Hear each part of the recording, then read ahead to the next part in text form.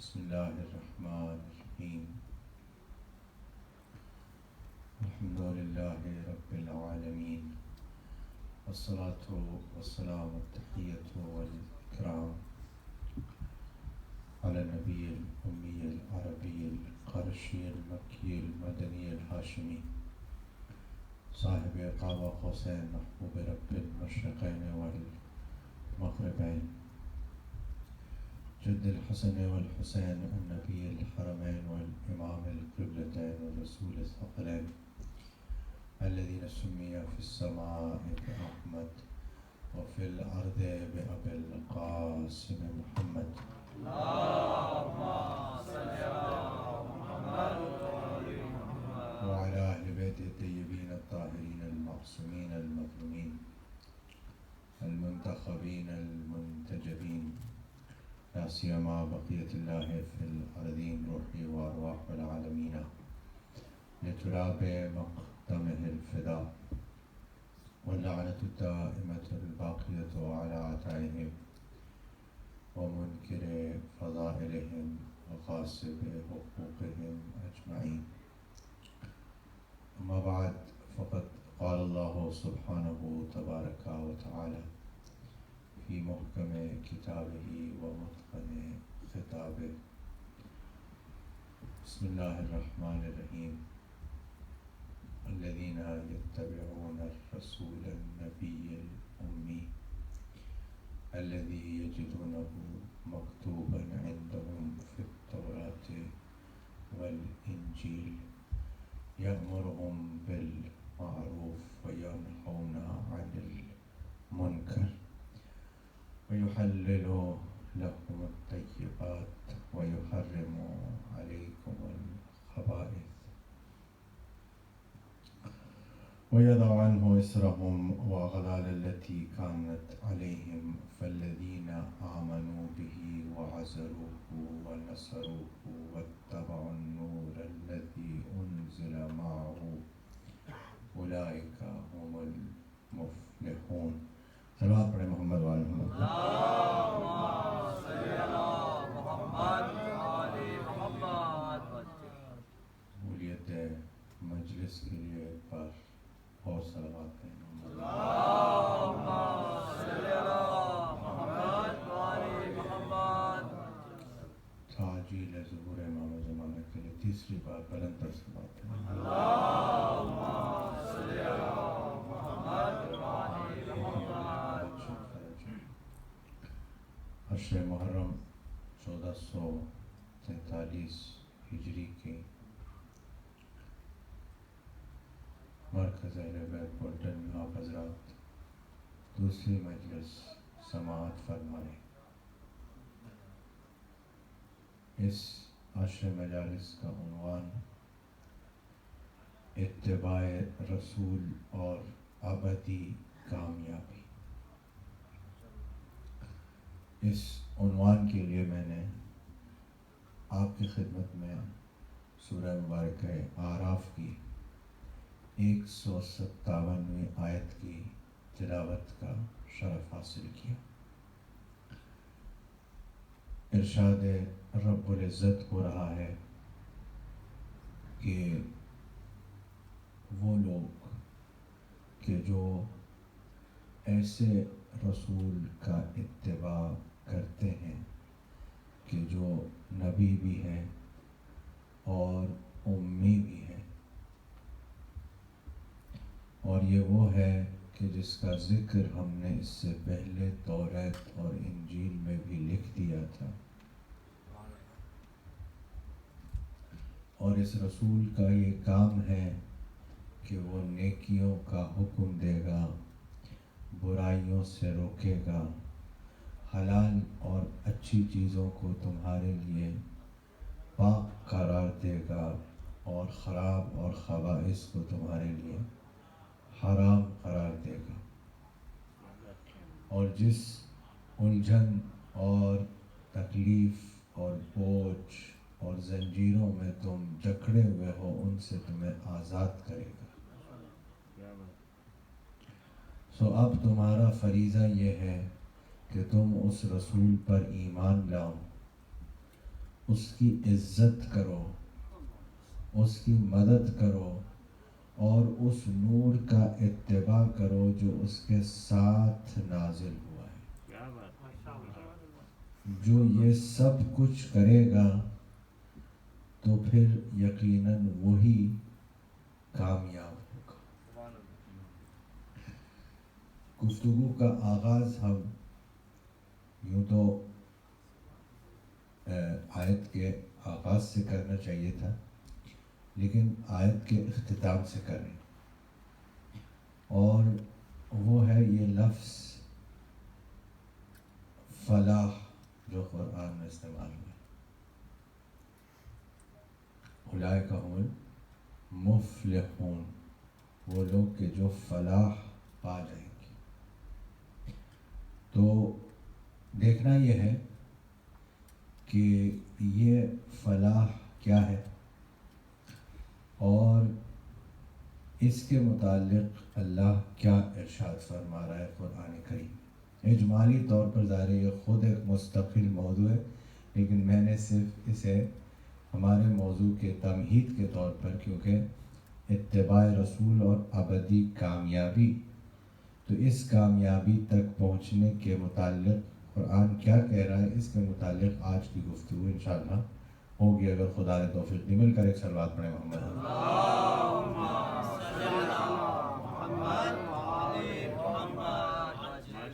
لفظ فلاح سے آپ سب مانوس ہیں، اور کم سے کم دن میں جو ہے وہ 20 مرتبہ اس لفظ کو دہراتے ہیں، اذان میں بھی اور اقامت میں بھی، اور کہتے ہیں حی علی الفلاح، فلاح کی طرف آ جاؤ، دوڑ پڑو۔ اور یہ ایک فطری بات ہے، اس کے لیے کسی آیت اور کسی حدیث کی ضرورت نہیں ہے۔ جو جس چیز کو کامیابی سمجھتا ہے اس کے طرف دوڑ پڑتا ہے۔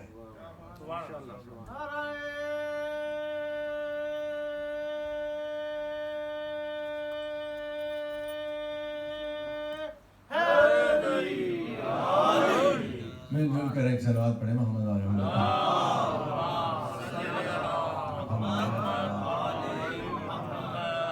جو جس چیز کو بھی کامیابی سمجھتا ہے اس طرف دوڑ پڑتا ہے، اسے طرف بلانے کی ضرورت نہیں پڑتی ہے، بس یہ اس کے سامنے ثابت ہو جائے، اس چیز کا اسے یقین ہو جائے کہ اس میں کامیابی ہے،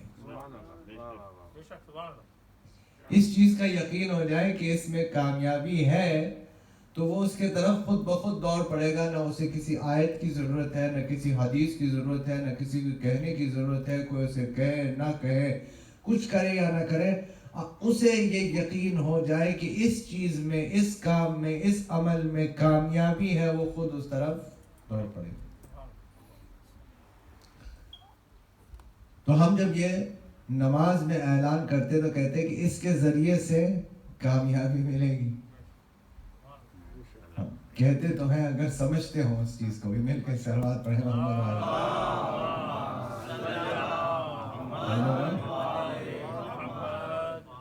اور لفظ فلاح عربی زبان میں یہ تو کامیابی کے معنی میں آئے ہی، ایک اور معنی میں آتا ہے جس کی طرف اگر متوجہ ہوں تو اس لفظ کا اور خود کامیابی کا ایک زیادہ لطف اٹھا سکیں، اور وہ یہ ہے کہ عربی زبان میں فارمر کو جو کھیت ڈالتا ہے اس کو بھی فلاح کہتے ہیں، اور فارمر میں اور بزنس مین میں فرق ہوتا ہے۔ تھوڑے سے ہٹ کر بات کر رہا ہوں، لیکن توجہ کیجیے گا شاید نتیجے تک، تاکہ ہم ساتھ ساتھ چلیں۔ فارمر میں اور بزنس مین میں تھوڑا سا فرق ہوتا ہے۔ بزنس مین وہ ہوتا ہے جو ایک چیز لے کر کے اور ایک جگہ سے لے کر دوسرے کو بیچ دیتے ہیں، ایسے ہی ہے نا؟ فارمر ایسا نہیں ہوتا۔ فارمر ایک دانہ ڈالتا ہے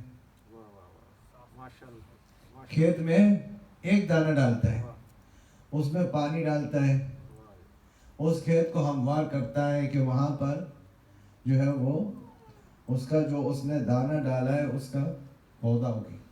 لیکن اس سب میں ایک چیز اور بھی درکار ہے، بلکہ دو چیزیں ہیں۔ ایک چیز ہے وقت، اور دوسرا چیز ہے کہ یہ سب کرنے کے بعد بھی اللہ پر توکل رکھنا پڑتا ہے۔ یہ سب کرنے کے بعد بھی اللہ پر یعنی دو چیزیں ہیں کہ جو اللہ کو اس شخص کی پسند ہے، اس وجہ سے صرف اللہ کہا گیا۔ ایک تو صبر کرتا ہے،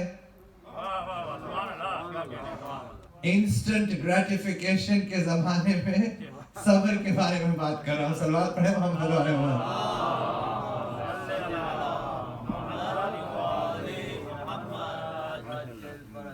ایک دانہ ڈالا ہے، اسے اگنے میں کتنا وقت لگے گا، لیکن جب تک کہ وہ یہ نہیں کرے گا تب تک کہ کامیابی نہیں ملے گی۔ اور اس سب کرنے کے باوجود اگر اللہ پہ توکل نہیں ہوگا تو کچھ بھی نہیں ہوگا۔ اللہ پہ توکل کے بغیر کچھ بھی نہیں ہوگا۔ تو اب تین طرح کے لوگوں کا ذکر قرآن کریم نے کیا، اجمالاً ان سب کا تذکرہ کرنا ہے تاکہ جو ہمارا موضوع ہے اس کا پوری طرح سے تعارف ہو جائے۔ کہ قرآن نے بتایا کہ تین طرح کے لوگ ہیں، قرآن کے نزدیک تین طرح کے لوگ۔ ایک گروہ ان لوگوں کا ہے جو کبھی بھی کامیاب نہیں ہو سکتے، ابدی ناکامی میں ہیں۔ ایک گروہ ان لوگوں کا ہے کہ ممکن ہے کامیاب ہو جائے، ممکن ہے نہ ہو۔ اور ایک گروہ ان کا ہے کہ جن کے لیے حتمی اعلان کر دیا ہے کہ وہ کامیاب ہیں۔ یہ تین فلاح کے باب میں یہ تین ڈیویژنز ہیں، یہ تین سیکشنز ہیں۔ اللہ کہہ رہا ہے کہ وہ لا یفلحون، وہ کبھی بھی کامیاب نہیں ہوں گے۔ ایک کے متعلق کہہ رہا ہے لعلکم تفلحون، شاید کامیاب ہو جائیں، شاید ہو جائیں، ممکن ہے کہ ہو جائیں۔ اور ایک کے متعلق کہا کہ بس وہ ہو گئے۔ تو ان سب کے صفات بیان کر دیے۔ ایک جواب اس چیز میں، ایک اور بات کا جواب ہے جو ہمارے موضوع سے متعلق نہیں ہے، لیکن چونکہ بات آ گئی ہے درمیان میں تو عرض کر دوں، اور وہ یہ ہے کہ بعض اوقات ہمارے ذہن میں ایک سوال آتا ہے کہ قرآن میں اللہ نے اہل بیت علیہ السلام کا نام کیوں نہیں لے لیا؟ اہل بیت علیہ السلام کا نام لے لیتا تو مسئلہ ختم ہو جاتا ہمارے خیال میں۔ اہل بیت کا نام لے تو مسئلہ ختم ہو جاتا، لیکن اللہ نے ایسا نہیں کیا، بلکہ اللہ نے صفات بیان کر دیے۔ یہ ایک وقت چیلنج بھی ہے اور ہم سب کے لیے ایک راہ بھی ہے۔ دشمن کے لیے چیلنج ہے کہ ان صفات کا حامل کسی اور کو لے آؤ۔ چاہنے والوں کے لیے راہ ہے کہ ان پر چلو گے تو ان کے ساتھ شامل ہو جاؤ گے۔ مل کے صلوات پڑھ لیں محمد۔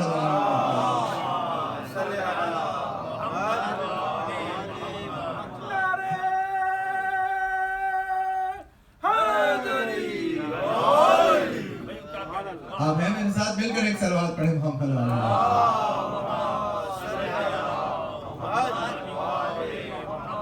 صفات کا تذکرہ کر دیا کہ کس چیز سے بچنا ہے، کس چیز کو اختیار کرنا ہے، اور جن کے لیے حتمی اعلان کیا ہے کہ ان کے جیسے کسی کو لے آؤ۔ اگر دم ہے، ہمت ہے، حوصلہ ہے تو لے آؤ، کسی اور کو ان صفات کا حامل دکھا دو۔ تو جن کے متعلق کہا کہ یہ کامیاب نہیں ہو سکتے کبھی بھی، سب سے پہلے کافر ہیں کہ جو کامیاب نہیں ہو سکتے۔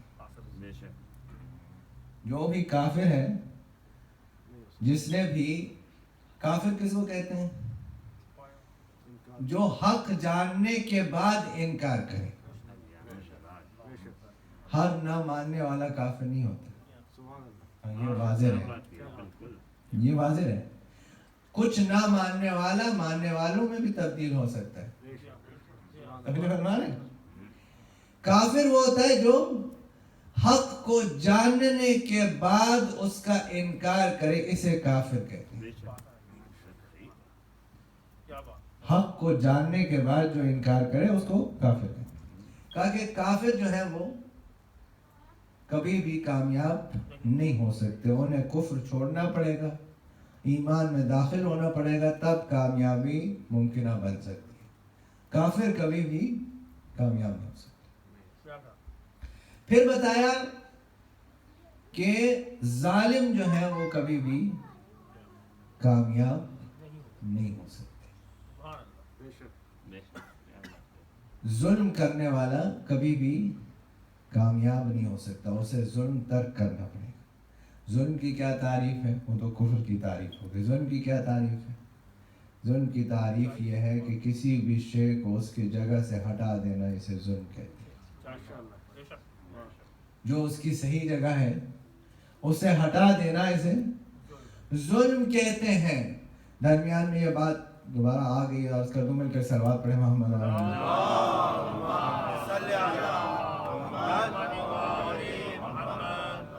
ایک ظلم تو یہ ہو گیا، ایک ظلم تو یہ ہو گیا کہ اہل بیت علیہ السلام کو ان کا حق نہیں دیا۔ ایک ظلم ہمارے آپ کے ساتھ ہو گیا، وہ تو ان کے ساتھ ہوا تھا۔ ایک ظلم عہدے کے ساتھ ہو گیا۔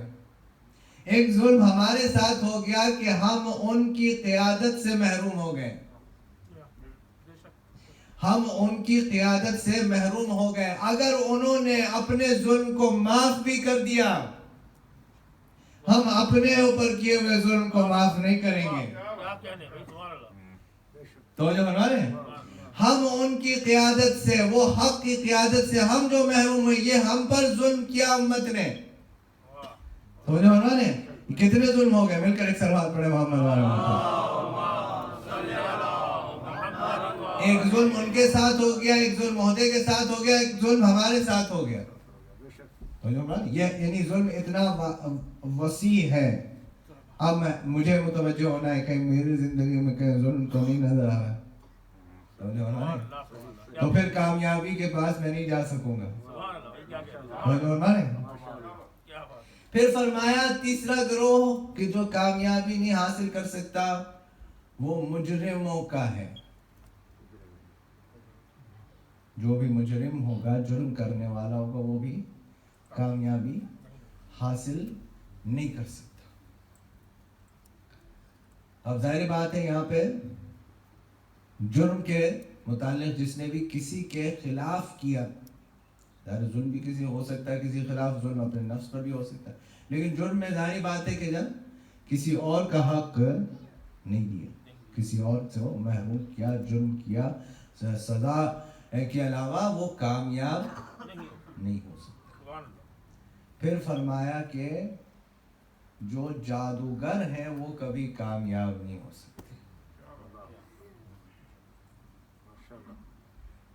موسیٰ علیہ السلام کے سامنے وہ جادوگر لے کے ہاں، تو وہ چونکہ ان کے جادو کو جانتے تھے،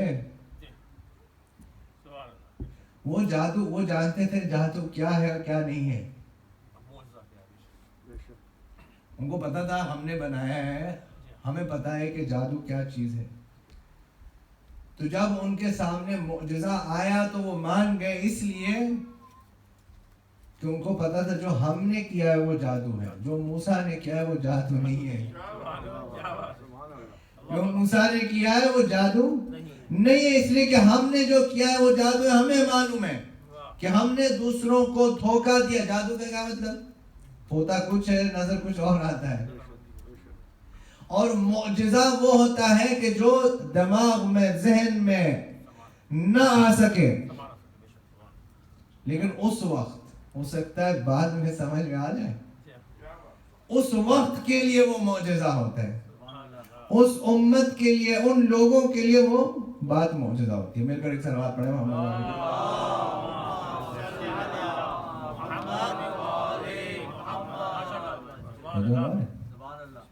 اب اللہ نے جو ہے وہ بتایا کہ یہ تو وہ لوگ ہیں جو کامیاب حتماً کبھی بھی کسی بھی وقت نہیں ہو سکتے. پھر اب آئے کہ ممکنہ کامیابی کے متعلق کیا اللہ سبحانہ و تعالیٰ ارشاد فرمانے سے پہلے ایک مل کر صلوات پڑھیں محمد.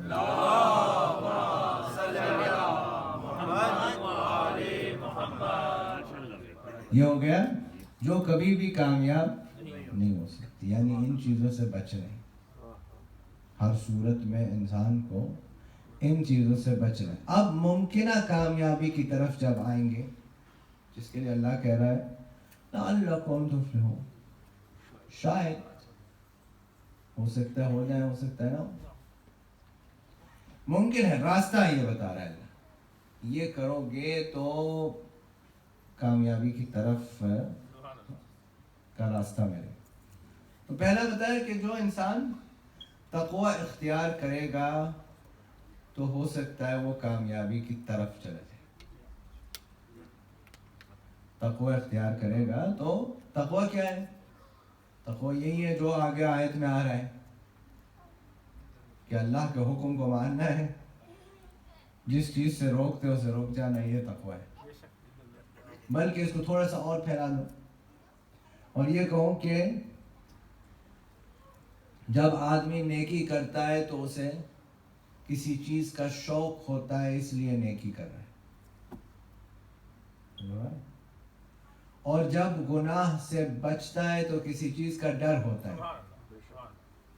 اس شوق اور خوف کے جمع ہو جانے کا نام تقوی ہے. اس شوق اور خوف کے جمع یعنی بیلنس ہونا چاہیے. شوق اور خوف کا بیلنس، دونوں برابر ہوں، اس کو تقوی کہتے ہیں. تو جو تقوی اختیار کرے گا وہ ممکن ہے کہ وہ شخص کامیاب ہو سکے. اس کے بعد فرمایا آیت حجاب ہے، بڑی طولانی آیت ہے، تمہیں پتہ ہے. مومنوں سے کہو کہ نظریں جھکا کر کے رکھیں، پھر مومنات سے کہو نظریں جھکا کر کے رکھیں، فلاں سے پردہ کریں، ان سے پردہ کریں، ان سے پردہ کریں، ان سے کریں. آخر میں کہا کہ جو اللہ کی طرف پلٹ کر جائے گا، توبہ کرے گا،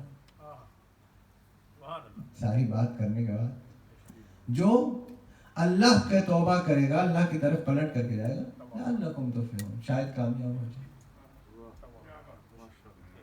شاید وہ شخص کامیاب ہو جائے جو اللہ کی طرف پلٹ کر کے جائے گا. یعنی گناہ تو ہر انسان سے ہوتے ہیں. مطالبہ نہیں کیا کہ گناہ نہیں کرو، مطالبہ یہ کیا گناہ ہو جائے تو توبہ کر لو. مطالبہ یہ نہیں گناہ نہیں کرو، ہم یہ ممکن نہیں ہے، معصوم ہو نہیں، گناہ تو ہو جائیں گے، لیکن گناہ کے بعد توبہ کرو، اللہ کی طرف پلٹ کر کے آؤ. کتنا مہربان ہے وہ خدا جو یہ کہہ رہا ہے کہ میری معصیت کی ہے، میری نافرمانی کی ہے، مگر پلٹ کر کے آ جاؤ، میں تمہیں معاف کر دوں. پلٹ کر کے آ جاؤ، ندامت دکھاؤ، افسوس ہو کہ یہ کیوں ہو گیا، بس یہی توبہ ہے. اللہ کی بارگاہ میں پلٹ کر کے واپس آ جاؤ.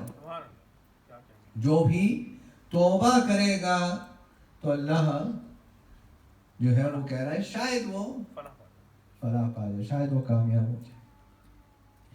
پھر ارشاد ہوا کہ جو کوئی رکوع کرے گا، سجدہ کرے گا، نیک اعمال کرے گا، شاید وہ کامیاب ہو جائے۔ پھر فرمایا مشہور آیت ہے کہ جو کوئی بھی تقوی اختیار کرے گا اور اپنے رب کی طرف وسیلہ تلاش کرے گا اور اللہ کی راہ میں جہاد کرے گا، حالانکہ آج کل ڈر لگتا ہے ایسی آیتیں پڑھنے سے، جہاد کرے گا، جہاد کا مطلب لڑائی نہیں، جہاد کا مطلب لڑائی ہے ہی نہیں، جہاد کا مطلب لڑائی ہے ہی نہیں۔ اردو میں ہم لوگ بولتے ہیں جد و جہد، اسی سے نکلا ہے، جو اس کے ایک فارم، ایک قسم کا نام قتال ہے، لیکن جہاد کا مطلب لڑائی نہیں ہے۔ وہ ڈکشنری میں لکھا جہاد مینز ہولی وار، نہ ہولی ہے نہ وار ہے۔ سلوات پڑھیں محمد والا۔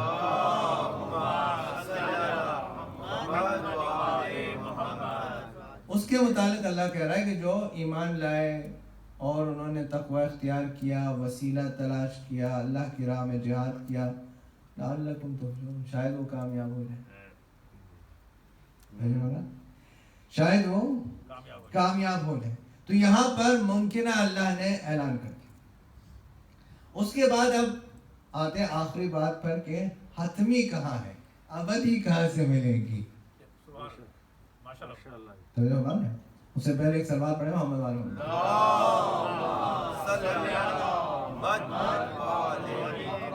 آیت کے آغاز کے حصے کو تھوڑا سا کھول دوں تاکہ کل کے لیے میری گفتگو کے لیے آسانی ہو جائے۔ آغاز میں کیا ارشاد ہوا تھا کہ جو اتباع کرتے ہیں ایسے رسول کا کہ جو نبی بھی ہے امی بھی ہے۔ 3 لفظ آ گیا ہے، رسول، نبی، امی۔ نبی کہتے ہیں، نکلا ہے نبا سے، عربی میں نبا کہتے ہیں خبر کو، خبر لانے والے کو نبی کہتے ہیں۔ 1,24,000 انبیاء گزرے ہیں۔ بعض نبی آئے ایسے اپنے گھر کے لیے، اپنے خاندان کے لیے، اپنے لیے، بعض نبی آئے کسی خاص امت کے لیے۔ نبی کا کام صرف اللہ کی خبر لانا ہے۔ 1,24,000 جو آئے ان کا کام صرف یہ ہے کہ اللہ کی خبر کو پہنچا دیں۔ اور رسول کیا ہوتا ہے؟ ہر رسول نبی ہے لیکن ہر نبی رسول نہیں ہے۔ رسول کی کیا تعریف ہے؟ رسول کون ہوتا ہے؟ رسول وہ ہوتا ہے جو خبر کے ساتھ ساتھ میں صاحب شریعت بھی ہوتا ہے۔ رسول وہ ہوتا ہے جو صاحب شریعت بھی ہوتا ہے۔ نبی آئے گا، ممکن ہے اس سے پہلے والے رسول کی شریعت چل رہی ہے، اسی پر چلتا رہے، اسی کی تبلیغ کرے گا، نئی شریعت نہیں لے کر آئے گا۔ رسول وہ ہے جو صاحب شریعت ہو۔ اور رسالت اللہ نے مختص کی ہے، اصلاح ہے انسانیت کے لیے۔ رسالت کا کام یہ ہے کہ اس کے ذریعے سے انسانیت کی، انسانوں کی اصلاح کی جائے۔ اور امی کیا ہے؟ دیکھیں قرآن میں یا معصوم کے کلام میں اگر بے ترتیب کوئی جملہ آ رہا ہو تو ترتیب پہ بھی غور کرنا پڑتا ہے۔ اگر کسی چیز میں لسٹ ہے تو اس ترتیب کو بھی غور کرنا ہے۔ تو دیکھیں آیت میں کیا آیا، وہ لوگ کہ جو ایسے رسول کا اتباع کرتے ہیں جو نبی بھی ہے اور امی بھی ہے۔ رسول بھی کہہ دیا، نبی بھی کہہ دیا، اب امی کہہ رہے ہیں۔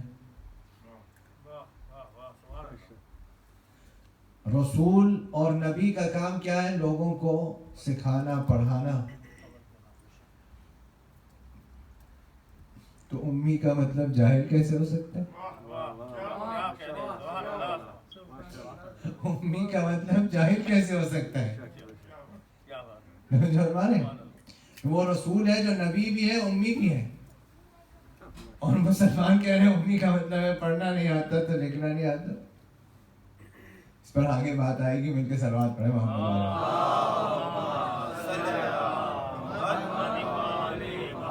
صرف 2 جملے اس بات پر، جو باقی باتیں آئندہ. جب حضور مبعوث ہوئے تو صرف 17 لوگوں کو مکے میں پڑھنا لکھنا آتا تھا. 17 وقت اعلان رسالت 17 آدمیوں کو صرف پڑھنا لکھنا آتا تھا پورے مکے میں. اور امام سے پوچھا گیا کہ امی رسول کو کیوں کہا گیا، امی کا کیا مطلب؟ تو آپ نے فرمایا کہ مکے کا ایک نام ام القریٰ ہے، اور ام القریٰ کے رہنے والے کو امی کہتے ہیں. ام القریٰ کے رہنے والا، ام القریٰ ابھی بھی اگر کسی کو دیکھنا ہو گوگل پر جا کر دیکھ لیں، جو کیلنڈر شائع ہوتا ہے آکیوپائڈ حجاز سے، ہاں اس کا نام ام القریٰ کیلنڈر ہے، اسی وجہ سے مکے کا کیلنڈر ہے جو کہ. ہاں بھائی پوری دنیا میں کوئی ملک نہیں ہے جنہوں نے اپنے خاندان پہ نام رکھ دیا. آپ نے اپنے خاندان پہ نام رکھیے، رسول نے نام حجاز رکھا ہے، آپ نے اپنے خاندان پہ رکھ لیا. یہ بدعت نہیں ہے. صلوات پڑھیں محمد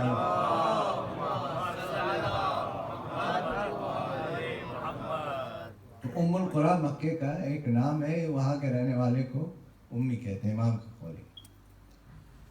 تو گزارش یہ کر رہا تھا کہ ایک وہ جو کبھی بھی کامیاب نہیں ہو سکتے، ایک وہ جو ممکنہ طور پر ہو سکتے، اور کچھ ایسے ہیں جن کے متعلق حتمی طور پر کامیابی کا اعلان کر دیا.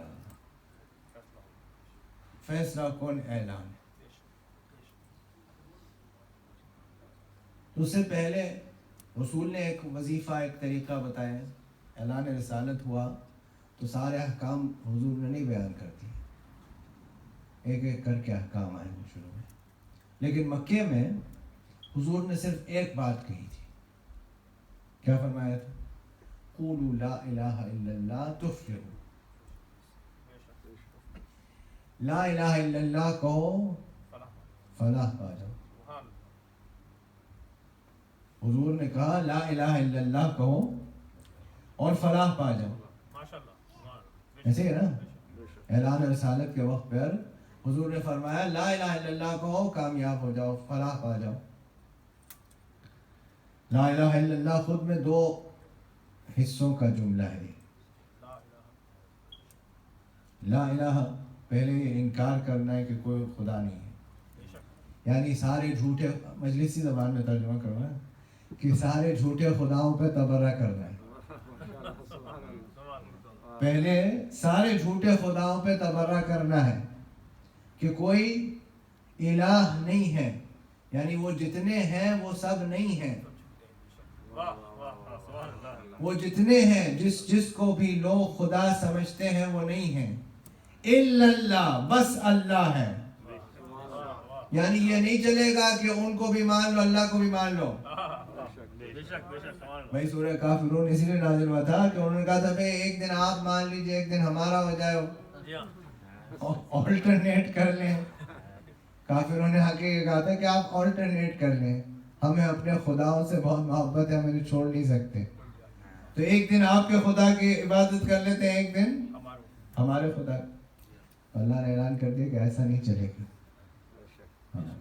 اگر اللہ کو ماننا ہے تو پہلے سارے جھوٹے خداؤں کو سے برات کرنی پڑے گی، ان کا انکار کرنا پڑے گا. اس کے بعد اس میں کامیابی ہے، اس میں ہے کامیابی. اور یہ حضور نے فرمایا، اور اللہ نے کیا فرمایا؟ قرآن کا آغاز ہو رہا ہے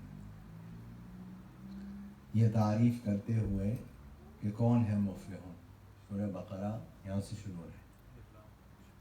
الف لام میم ذالک الکتاب لا ریب فیہ ھدی للمتقین الذین یؤمنون بالغیب ویقیمون الصلاۃ ومما رزقناہم ينفقون. آگے چلتے ہوئے اولئک هم मुफ्लिह। ये सारे सिफ़ात रखने वाले जो गैब पर ईमान लाए, नमाज कायम करते हैं, अल्लाह के दिए हुए में से खर्च करते हैं, तक़वा इख्तियार करते हैं, ये सारे के सारे सिफ़ात पूरे हो जाएं किसी में, तो उसके लिए हतमी कामयाबी का अल्लाह ने ऐलान, बस यही कामयाब है। और इसी को और थोड़ा वाज़ेह करने के लिए आगे कुरान ने बताया, पूरा सूरा नाजिल कर दिया, बिस्मिल्लाहिर्रहमानिर्रहीम, क़द अफ़लहल मुमिनून, बतहक़ीक़ साहिबान ईमान कामयाब हो गए, फलाह पा गए।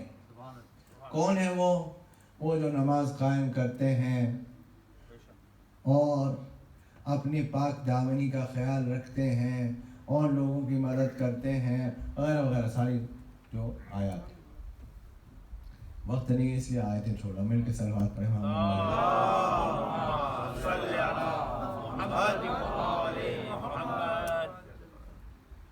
तो हुजूर ने क्या ऐलान किया?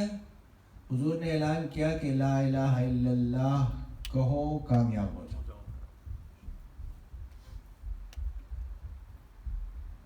और हुजूर को अल्लाह ने काबे में बुलाया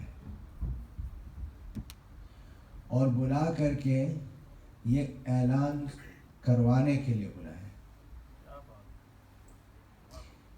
कि अली आहोश रिसालत पर आएं और आकर ये पूछें कि मैं किस सहीफे से तिलावत करूं। हम पूछ सकते हैं, या अली ये सवाल करने की क्या जरूरत है, आप पढ़ना शुरू कर देते।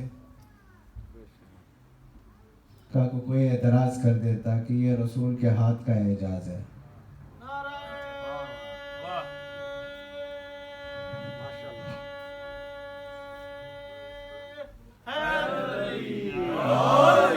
कोई एतराज कर देता ये रसूल के हाथ का एजाज है, मैंने इज़्न लेके बताया है कि रसूल का एजाज ज़ुल-अशीरा में देखना, रसूल के हाथ का एजाज ज़ुल-अशीरा में देखना, आज मेरा एजाज देखो, आज मेरा एजाज देखो कि मैं ये पूछ रहा हूँ या रसूलुल्लाह किस सहीफे से तिलावत करूं। जब तिलावत कर चुके तो रसूलुल्लाह ने कहा कि या अली तुमने मूसा से बेहतर तौरात सुनाई, तुमने दाऊद से बेहतर ज़बूर सुनाई, तुमने ईसा से बेहतर इंजील सुनाई, और कुरान वैसा ही सुनाया जैसे मैं सुनाता हूँ।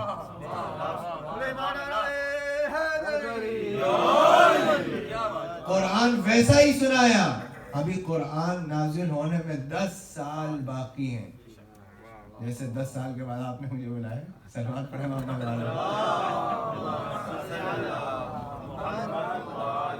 कुरान नाजिल होने में अभी 10 साल शुरू होगा।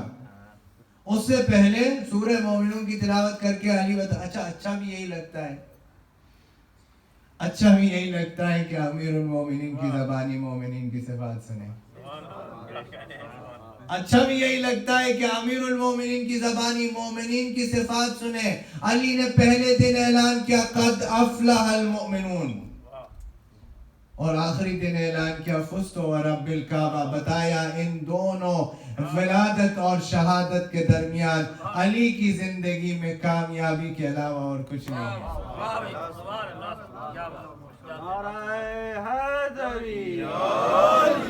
इनके सलवात पढ़े मोहम्मद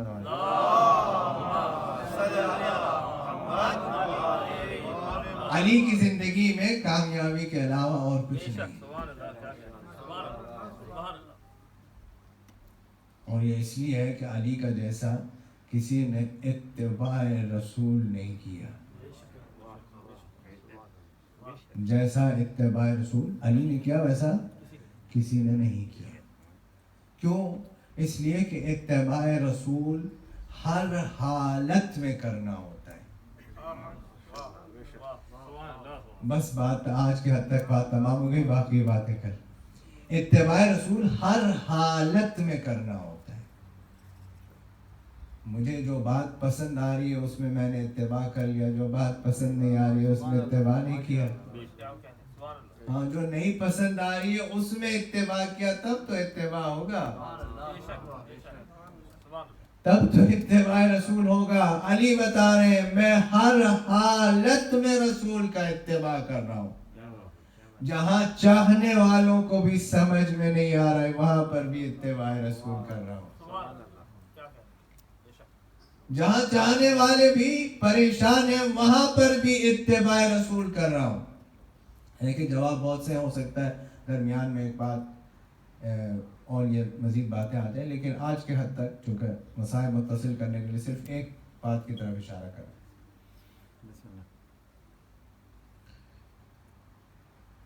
रसूल के बाद आपका ये कहना है, हमारा कहना है कि हक अली का था, सही का हक आपका था, फिर आप लड़े क्यों नहीं? आपका ये कहना है कि हक अली का था और अली अपने हक के लिए नहीं लड़े। इस पर बहुत सारे जवाब हैं, इंशाल्लाह हो सकता है आगे बातें आ जाए, लेकिन आज के हद तक सिर्फ एक उनमें जुमला उनमें से एक जवाब कि आप क्यों नहीं लड़े। जब रसूलुल्लाह मदीने में तशरीफ़ लाए तो आपने मदीने वालों के साथ में मुआहदा किया। जो लोग पहले से वहाँ थे उनसे मुआहदा एग्रीमेंट किया। उस मुआहदे में ये लिखा हुआ है, वो मुआहदा है तारीख में मौजूद, उस मुआहदे में ये लिखा हुआ है कि शहर मदीना में जंग नहीं होगी। मदीना शहर के अंदर जंग नहीं होगी। तो अगर हम कहें मौला आप अपने हक के लिए क्यों नहीं लड़े, आप अपने हक के लिए क्यों नहीं लड़े? कहते अगर मदीने के बाहर होता तो तुम देखते कि मैं कैसे लड़ता। लेकिन मदीने में रसूलुल्लाह मुआहदा कर चुके हैं। जुमला आप हादिया कर रहा हूं, ज़ाहिर नहीं कीजिएगा। मदीने में रसूलुल्लाह मुआहदा कर चुके हैं और जो नबी का सच्चा जानशीन होगा, जो नबी का सच्चा जानशीन होगा, उस पे वाजिब है कि नबी के इस मुआहदे की पासदारी करे।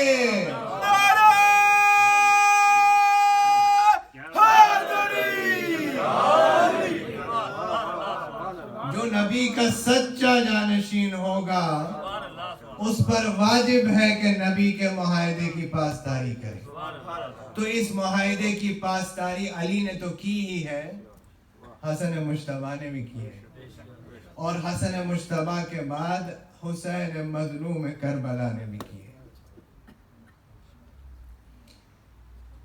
इस मुआहदे की पासदारी, इस मुआहदे की पासदारी ये साबित करने के लिए कि तख्त पर बैठने से नबी का जानशीन नहीं बनता है, इत्तिबाए रसूल करने वाला नबी का जानशीन बनता है।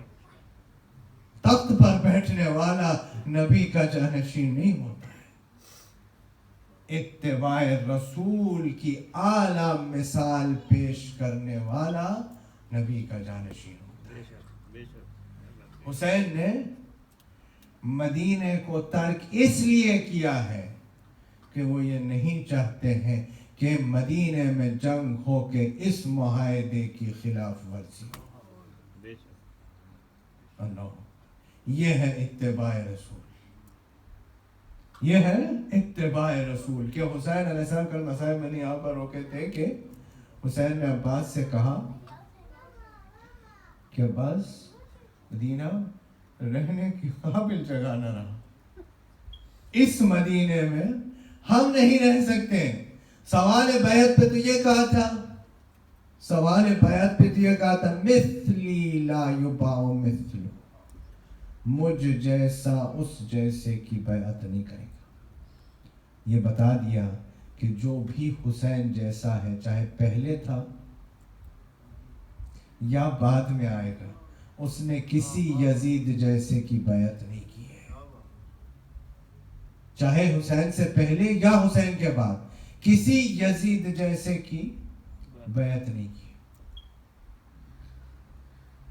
हुसैन घर में तशरीफ लाए, کس انداز سے یہ حکم دیا ہوگا کہ اب ایسے سفر کا قصد ہے کہ جس سے واپس نہیں آنا ہے. ایسا سفر ہے کہ جس کے پر واپس نہیں آنا ہے, جس کے بعد آنا نہیں ہے. اور اتباع رسول اطاعت امام سے متصل ہے, یہ بھی کربلا بتا رہی ہے کہ اتباع رسول امام کے حکم کے مطابق چلے بغیر نہیں ہو سکتا. اس لیے حسین جن کو لے کے جا رہے ہیں وہ بھی اہم ہے, جن کو چھوڑ کر کے جا رہے ہیں وہ خود بھی اہمیت کے حامل ہیں. ام المؤمنین ام سلمہ کو چھوڑ کر کے جا رہے ہیں, اپنی والدہ ام البنین کو چھوڑ کر کے جا رہے ہیں, لیکن جتنے بڑوں کو چھوڑ کر جا رہے ہیں ان کو تو سمجھا ہی دیں گے. جتنے بڑوں کو چھوڑ کر جا رہے ہیں انہیں تو صبر آ ہی جائے گا, لیکن بچی کو چھوڑ کر کے جو جا رہے ہیں حسین, اس کو کیسے صبر دلائیں گے, اس کو کس انداز سے صبر دلائیں گے. حسین سب لوگوں کو تیار کرنے کے بعد ہر بیوی سے کہتے ہیں جاؤ فاطمہ صغریٰ کے حجرے میں جا کر رخصت کھولو, لیکن یہ خیال رکھنا کہ زیادہ دیر اس حجرے میں نہیں رہنا ہے, بس رخصت ہو کر فوراً نکل آنا. ایسا نہ ہو کہ تمہیں واسطہ بنا کر کے فاطمہ صغریٰ یہ کہیں کہ بابا سے سفارش کریں کہ مجھے چھوڑ کر نہ جائیں. ہر بیوی آتی ہے, فاطمہ صغریٰ ابھی ادھر بات کرنے کی کوشش کرتی ہے, بیوی حجرے میں سے نکل آتی ہے. آخر میں شہزادی زینب حجرے میں فاطمہ صغریٰ کی آتی ہے. بس اب فاطمہ صغریٰ نے ذہن بنا لیا ہے اب میں کسی سے نہیں کہوں گی, بس پھوپھی زینب سے کہوں گی. جیسے ہی زینب آتی ہے دامن تھام لیتی ہے, کہتی ہے پھوپھی اماں بابا سے کہیے مجھے چھوڑ کر نہ جائیں. اجرکم اللہ, اللہ آپ کو کسی غم میں نہ رلائے سوائے غم حسین کے. پھوپھی اماں بابا سے کہیے مجھے چھوڑ کر کے نہ جائیں. زینب کہتی ہے فاطمہ تم مریض ہو, علیل ہو, بیمار ہو, اس وجہ سے بابا تمہیں چھوڑ کر جا رہے. کہا نہیں پھوپھی اماں مجھے چھوڑ کر کے نہ جائیں, آپ لوگوں کا فراق ہی موت ہو جائے گی. اجرکم اللہ. حسین علیہ السلام کی خدمت میں زینب آتی ہے, فاطمہ صغریٰ کے حجرے میں دونوں تشریف لاتے ہیں.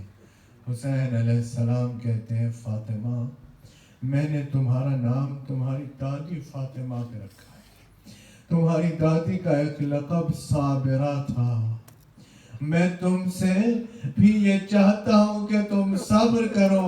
کہ بابا لیکن سبب بیان کیجئے, سبب بیان کیجئے, بس دل تھام کر کے سنیے گا.